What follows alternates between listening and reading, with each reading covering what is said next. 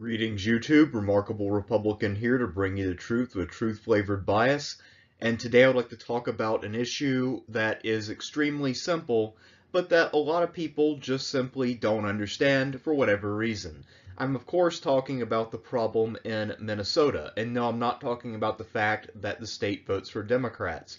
I'm talking about the fact that they have a basketball team, the Timberwolves, that has become dysfunctional despite being loaded with talent. So today what I'm going to do is break down the drama of the Minnesota Timberwolves and then explain how to fix the team, since obviously the liberals in Minnesota are not getting the job done. The known part of this drama going on in Minnesota is between Jimmy Butler and KarlAnthony Towns. The accusation is that Jimmy Butler slept with Towns' girlfriend, and that act led to the end of Kat's relationship. Butler also thinks that Kat does not work hard enough to achieve his potential, and Kat wants Butler traded for sleeping with his girlfriend. So that is the best known, but probably not the most important part of the beef going on among the Timberwolves. Perhaps more important than the beef between KarlAnthony Towns and Jimmy Butler is the beef between Andrew Wiggins and Jimmy Butler. And I will argue that this beef is a literal beef in the form of one or both of their penises. Now, Butler also thinks that Wiggins doesn't work hard enough, the same thing he said about Kat. That, of course, doesn't really cause a total and complete breakdown of a basketball relationship. One thing that is a bit of a problem is that the two men compete for shot attempts. Both of them are volume shooters and they play on the wings. But the real story is from Andrew Wiggins' brother. He's the one who really exposed what's going on.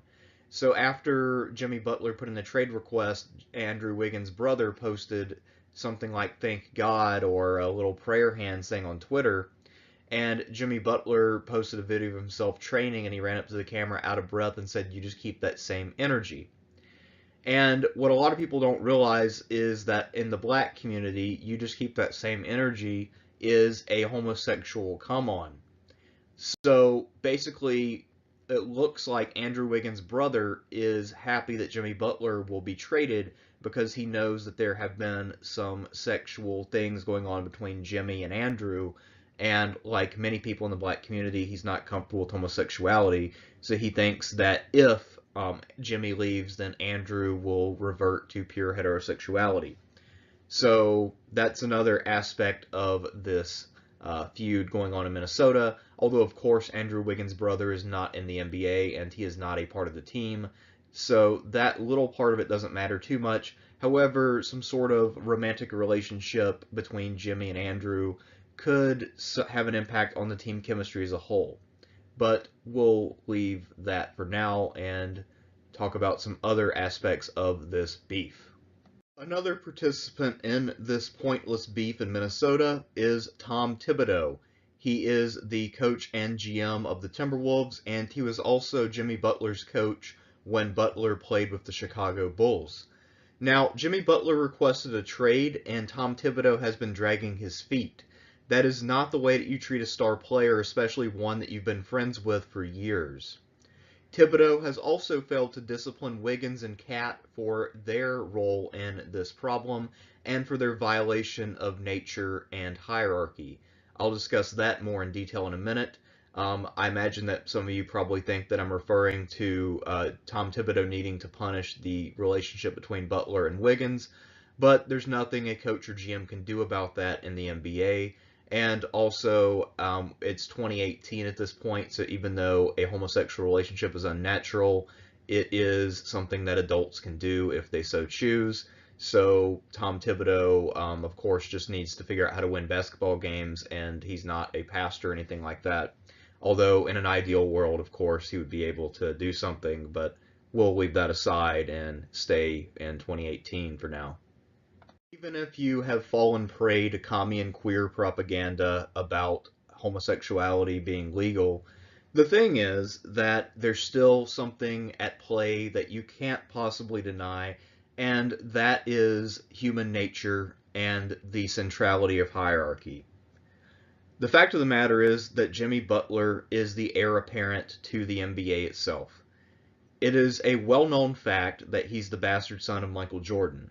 They look exactly alike, and there was a story in 1989 of Jordan fathering an illegitimate son, and Jimmy Butler was born in 1989. There are a lot of coincidences there that can't be explained away easily, and if they were to do a genetic test, there's a 100% chance that they would match up as father and son. Now, Kobe Bryant, of course, was not Michael Jordan's son, but he was the heir to Jordan, and he reproduced all of his moves and all that. But since he is now retired, this means that there is room for another Michael Jordan player. Okay, look, there are plenty of good players in the NBA, and there are plenty of ways to be good. LeBron James is good, but he does his own thing. He's not a Michael Jordan-style player. But it is always the Michael Jordan or Michael Jordan-style player who is the dominant alpha male of the NBA. And the guy who fits the mold right now at the shooting guard position is Jimmy Butler. Not only is he the best shooting guard in the NBA by a mile, but he's also Michael Jordan's son. So to deny him his role as the leader of a team, especially a team that is not in finals contention, is a gross violation of hierarchy and basic human decency. So, to get back to the main point, how will the Timberwolves fix this problem? What does Tom Thibodeau need to do to fix his team that he is fucked up by his lack of ability to manage? Well, you need to sign players who have talent but know how to defer to their betters. A great example of this is Steven Adams of the Oklahoma City Thunder. He is someone who has quite a bit of talent, but he also knows that he is not a first option on any team, so he defers to the greatness of Russell Westbrook. Some people have accused Adams of deliberately not getting rebounds so that Westbrook can get them. That is both true and it shows what kind of man he is. You are a virtuous individual if you are able to recognize when someone else is better than you and that you need to defer to them in order to let them succeed to the fullest of their ability. And that person really taking off and becoming 100% of what they are is what is going to carry you to an NBA title. So Steven Adams is the perfect example of that. However, he is under contract with Oklahoma City. So I came up with a few other names that might fill this void. These guys are all free agents right now. Nick Young, Swaggy P. Now, he's a goofy motherfucker, but this guy knows how to play. And he also is someone who would never claim to be the best player on a team. He'll go out there and knock down a few three-pointers for you and play some competent defense, so that's good. Monta Ellis. Now, one problem with Ellis is that he likes to shoot too much to really defer to Butler properly. However, attitude-wise, he does know his role, and he has been humbled by the fact that he hasn't been able to get a contract in a couple of years. So I think that he'd be willing to play point and, fill in some of those minutes that Jeff Teague and the always injured Derrick Rose can't fill in. Another option is actually Kwame Brown.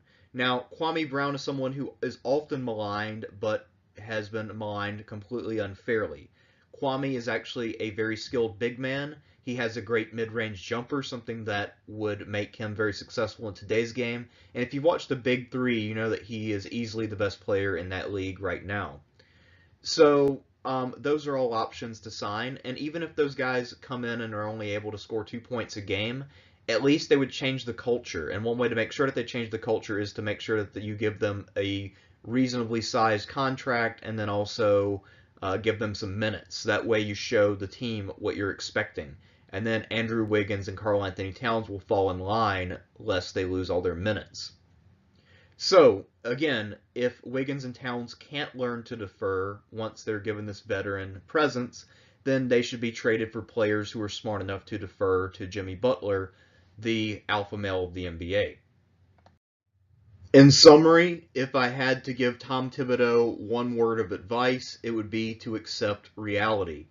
When you have an alpha male, a generational talent like a Jimmy Butler, someone who can really thrive if he is given the wheel, then you and your other two-star players need to bend the knee. Greatness does not accept compromise, and it doesn't accept resistance. Butler has a birthright to lead an NBA franchise. If you're the son of Michael Jordan, then you should be given the helm of a team.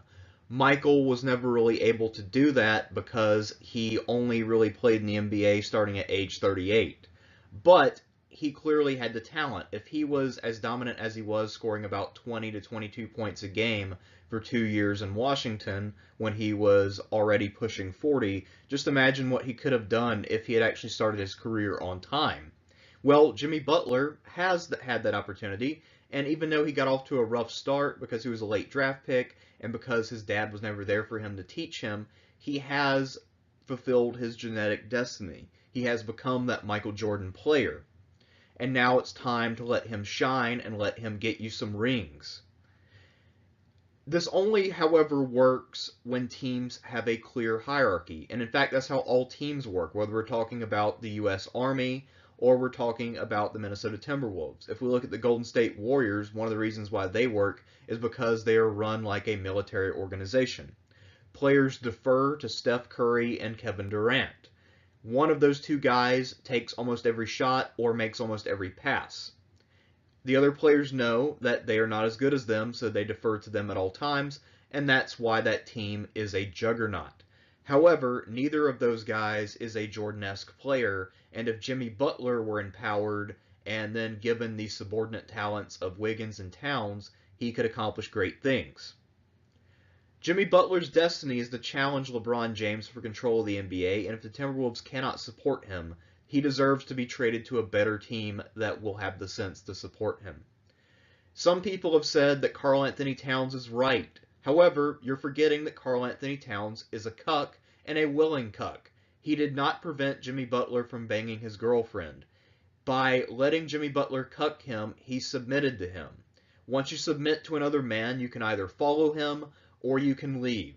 Those are KarlAnthony Towns' only options. He has lost whatever high ground he might have had by allowing himself to be cucked.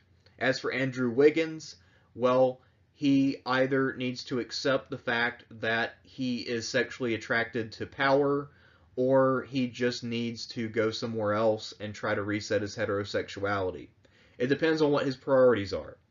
I can't tell him what to do. I mean, personally, if I were him, I would try to reclaim my heterosexuality. But, if you're looking to pick up some basketball rings, then maybe he should consider just getting used to the taste of Jimmy Butler's penis and then just settle down and do his role. Anyway, those are my thoughts on the Minnesota Timberwolves, and I think that I have laid out a surefire formula for success. Tell me what you think down in the comments below. Until next time, I'm Remarkable Republican, bringing you the truth with truth-flavored bias, signing out.